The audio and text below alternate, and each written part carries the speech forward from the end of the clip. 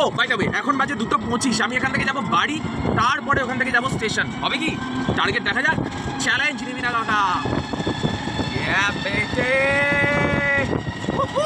জীবনে যদি এখনো তুমি এরকম সিচুয়েশনে থাকো যে কিছু না পেলে এখনো কষ্ট হয়, কান্নাকাটি করো, তাহলে তুমি এখনো বালক, মানে বয়েজ।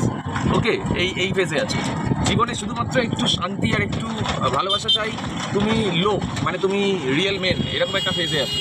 আর যেখানে গিয়ে জীবনে তোমার কারোর থেকে কিছু দরকার নেই, তুমি একাই এনাফ আছো, কাফি আছো, তুমি লেজেন্ড ভাই। তুমি সেই টাইমে গিয়ে তুমি তোমার সোয়াগে আছো। Simple as.